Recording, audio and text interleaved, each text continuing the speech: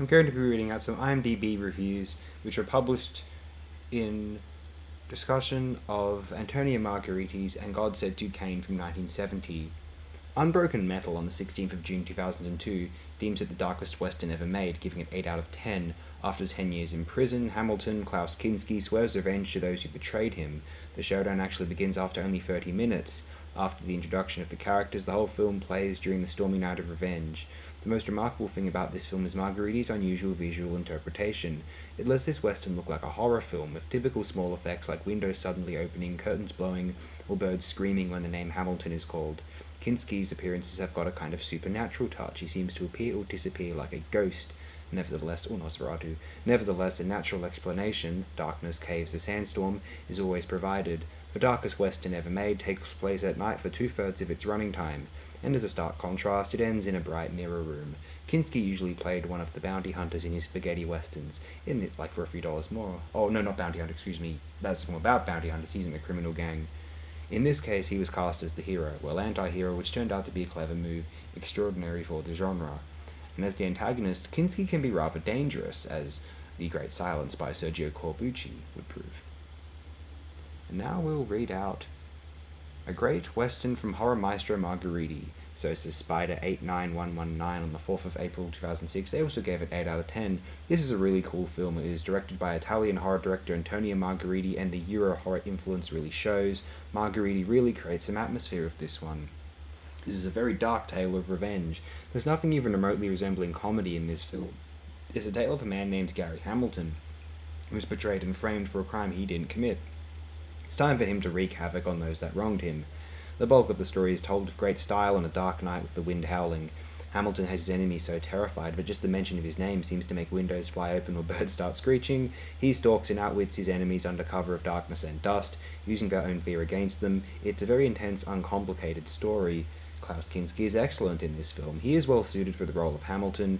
He has a look that can be sympathetic and frightening at the same time. I would have liked to see what this movie would be like if Kinski had dubbed his own voice. If they were worried about his accent, they could have just given his character a German name. I think it would have made the role even better. Carlos Savina came through with a very good score for this movie. The opening theme is one of the most memorable of all the spaghetti western songs with vocals. The use of organ music adds to the gothic atmosphere, and there is a great recurring trumpet melody that stays in your mind long after the movie is over. This Euro-Western is one that should not be overlooked. It deserves more recognition than it gets, and it's a must-see for spaghetti western fans. Now I'll read out one more.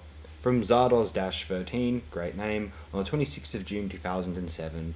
Another 8 out of 10, a straightforward but powerfully told revenge yarn. Versatile Italian director Antonio Margheriti appeared as much at home on the range calling the shots on westerns as he did at breeding goosebumps in his horror chillers. Not only did Margheriti helm at least 5 westerns during his career, including Dynamite Joe 1967, Vengeance 1968, And God Said to Cain 1970, The Stranger in the Gunfight of 1974, and Take a Hard Ride 1975, but he also made a number of horror movies too, among them Horror Castle 1963, Castle of Blood 1964, and Web of the Spider 1971, Seven Deaths in a Cat's Eye 1973, and Cannibal Apocalypse 1980. Mind you, Margheriti did not redefine the Western either, like Sergio Leone of A Fistful of Dollars trilogy or Sergio Corbucci of Django did, but he worked within the bounds established by the two Sergios and made some above-average auteurs. Margheriti managed something that neither Sergio attempted. He combined Western elements of horror elements. All 5 of Margheriti's Westerns are also examples of solid craftsmanship, and God Said to Cain stands out as one of his best sagebrushes.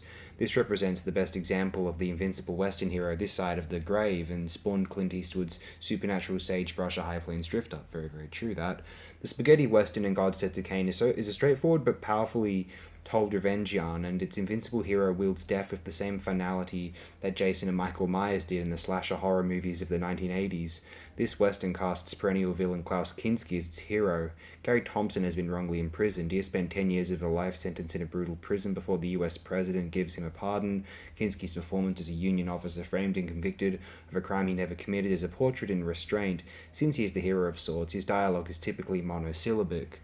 He totes a Winchester repeating rifle, wears a red shirt, dark pants, boots, and a large black Stetson tilted on the back of his head like a historic Gold Rush 49er.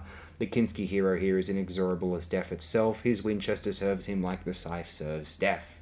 He sets out to kill only the bad guys, and he never deviates from his objective. Although he is severely outnumbered, Thompson displays no sign of fear. Somehow, because he is the hero, Gary Thompson manages to be in on all the right places at all the right times. He emerges out of nowhere like a Jason or a Michael Myers on the prowl for their next victim, and kills without a qualm. Indeed, the West Germany title for And God Said to Cain is Satan der Rache. In the Giovanni Addesi and Antonio Margheriti screenplay, Thompson has payback in mind for Akombar, Peter Carston of Dark of the Sun. That's a great film from Jack Cardiff, actually. The double-crossing polecat who framed him for robbing a stagecoach during the Civil War. While Thompson wedded away in prison, Akombar lived in the lap of luxury. He owns a sprawling house, has an army of henchmen on his payroll, and has enough money to buy off anybody, no matter how seemingly influential that they might be. Thompson meets Akombar's son Dick, Antonio Cantafora of Barren Blood, a Bava classic, on a stagecoach, and we learn that Dick is fresh out of West Point Military Academy. Young Dick knows nothing about his father's devious past. Once Thompson starts knocking off Akombar's minions, the son discovers that his dad was evil incarnate. From the moment that Thompson launches his attack on Akombar, he never makes a wrong move and he dispatches the villains in cool ways. He exploits the Indian burial caves near under the town to appear anywhere and kill. Meanwhile, Akombar earns his villainy. He shoots an unarmed preacher twice in cold blood. He is a son of a bitch. Addesi and Margheriti employ symbolism to good effect. A tornado predicted to be the worst ever experienced sweeps into town about the same time that Thompson arrives. This serves as a metaphorical reference to the inexorable potency of our hero. After Thompson enters town, he jangles Akombar's nerves by having the church bell toll until the white hat-wearing villain is about to go berserk. The bell tolling here is Akombar's conscience, just as the heart ticking away to the killer in the famous Poe short story. These two touches enhance the dramatic value of the film. Furthermore, Margheriti shuns the traditional bells, whistles, and whip-crack music that accompanied virtually every spaghetti western made. The musical cues belong to a horror movie, as do the consistently dark interiors and exteriors. For Kinski is the hero of record, the end credits suggest something entirely different, and the Australian VHS title is Cain's Revenge. This implies that the heroic Thompson is an anti-hero destined to wander the earth for an eternity.